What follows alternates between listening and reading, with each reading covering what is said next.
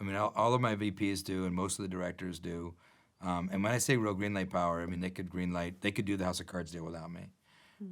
And I think That's a lot of money. yeah, and I think it's important. I think it's a thing that distinguishes us from other places, and our ability to scale and move quickly is that I have not set up a system that anything bottlenecks behind me.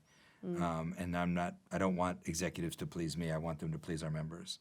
So I think in that way, empowering people to make choices and hold them accountable for sure has really paid off for us. You know, that's that freedom and responsibility thing we always talk about. That applies to, you know, greenlighting a show too. So I really do. We did this documentary called "What Happened, Miss Simone."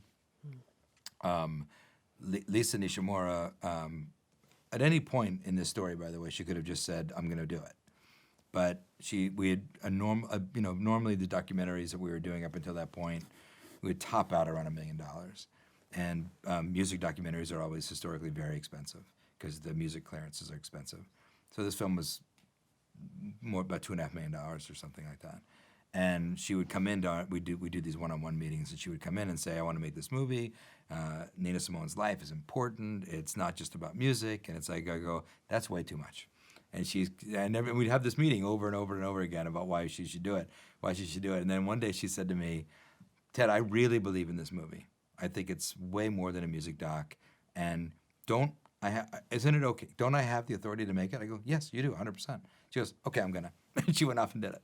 So after me explicitly saying no a couple times, and then obviously not being hugely supportive of it at the beginning, and then as soon as she said that, I go, "Okay, tell me more."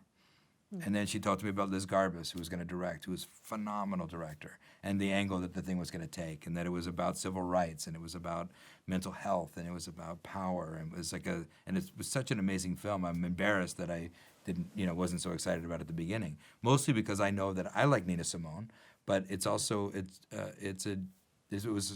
like a small niche, and Lisa had the kind of foresight to know that this was much bigger than Nina Simone's library.